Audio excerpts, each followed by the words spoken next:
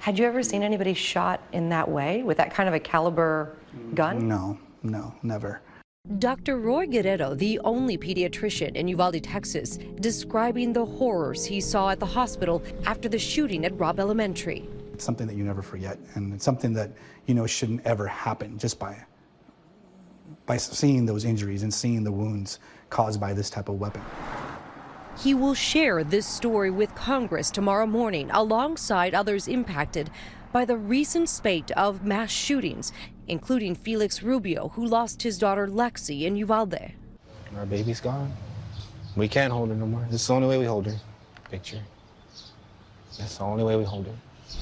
And Zanetta Everhart, whose son Zaire was wounded in the massacre at the Tops grocery store in Buffalo last month. I want those lawmakers in that room to understand that this isn't,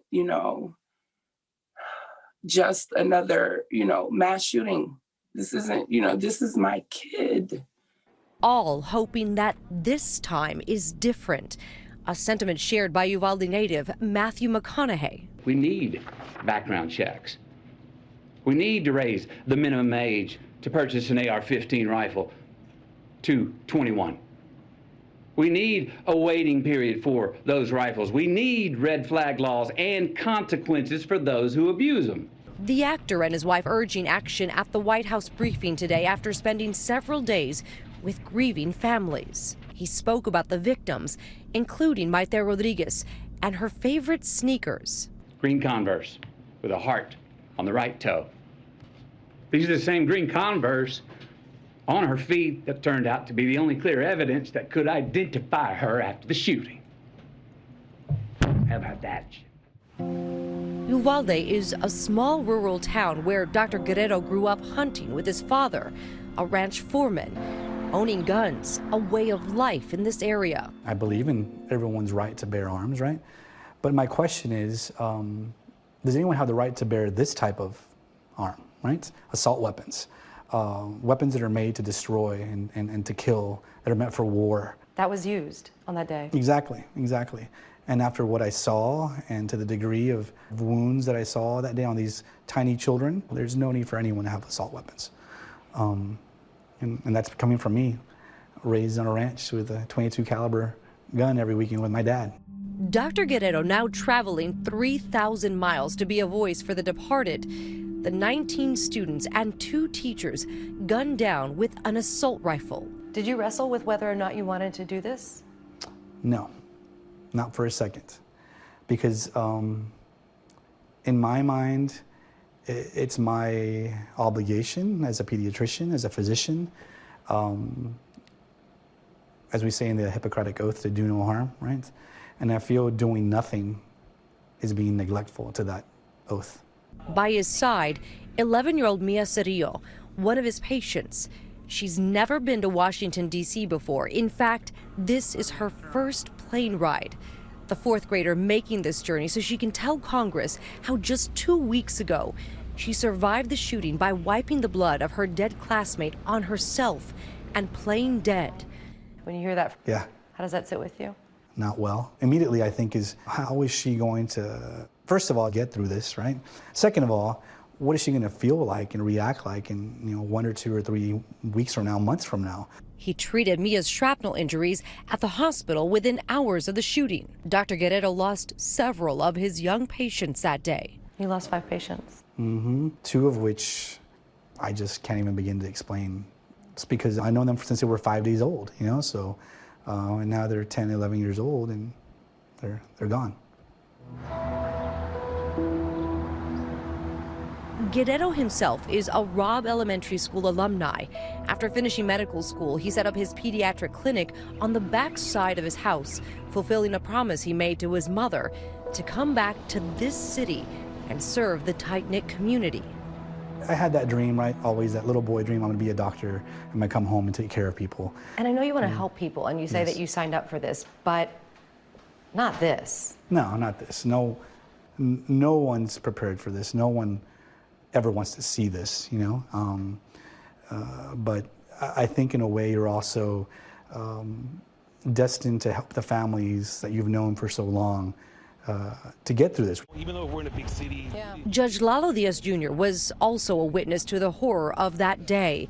Because the town has no medical examiner, he was tasked with helping to identify the dead. He went into one of the classrooms and was struck by what he heard. The cell phones kept ringing in the backpacks and on her desk. That broke my heart because I knew that parents were looking for their kids, and I had to hurry up. The images and sounds from that day burned into his memory, pushing him to also advocate for change. I think a responsible gun owner understands that, look, if I have to wait 30 days or 15 days for my gun, that's okay. You know, you have to wait for a passport. You have to wait for a lot of different things. The high school years are very critical for a young person because they're going through a lot emotionally. So if you wait till they get out of that and they're 21, they're in a different state of mind. Changes like strengthening background checks and incentives for red flag laws are part of a potential bipartisan compromise Senate Democrats are hashing out this week. Dr. Guerrero and Mia are hoping to influence those talks with their stories tomorrow. They'll be addressing some of the most recognizable members of the House of Representatives. I don't want anyone to forget Uvalde. I want to be here. I want to be here with you in 2 weeks, 2 months, 2 years, and say, hey, what have we done? Right? How do we change this from happening again? Mia's testimony will likely be on video, her doctor by her side to help her through it all. Yes, That's a big responsibility. Yes, yes. Mia's words are almost sacred at this point, right? So with respect to her and her family, and always with Mia's best intentions placed, then I think Mia will be able to speak out and say what she has to say and make an impact. Our thanks to Mireya. Uvalde continues to bury those killed in the elementary school massacre. 10-year-old Xavier Lopez was laid to rest today. He was a student of Arnulfo Reyes, the Robb Elementary teacher who was shot along with every one of his students. Here's ABC's Amy Robach. It was just bullets everywhere, and then I just remember Border Patrol saying, get up, and I couldn't get up. Did you feel abandoned in that moment by police, by the people who are supposed to protect you? Absolutely. After everything, I get more angry because you have a bulletproof vest. I had nothing. You're supposed to protect and serve. There is no excuse for their actions. And I will never forgive them. I will never forgive them. How many students were in your classroom when the shooter came in? 11 students. So the shooter killed every single student in your classroom. Yes, ma'am. That's when I got you thinking, you know, this family lost one. This family lost one. I lost 11 that day. And I just went to my parents and said, I'm sorry. I tried my best with what I was told to do. Please don't be angry with me. Reyes says he doesn't think he can ever return to a classroom, but he's making it his mission to honor the lives of his students and 2 of his fellow teachers. I will not let these children and my coworkers die in vain. Absolutely, I will not. I will go to the end of the world to make sure things get changed. Hi everyone, George Stephanopoulos here. Thanks for checking out the ABC News YouTube channel. If you'd like to get more videos, show highlights, and watch live event coverage, click on the right over here to subscribe to our channel, and don't forget to download the ABC News app for breaking news alerts. Thanks for watching.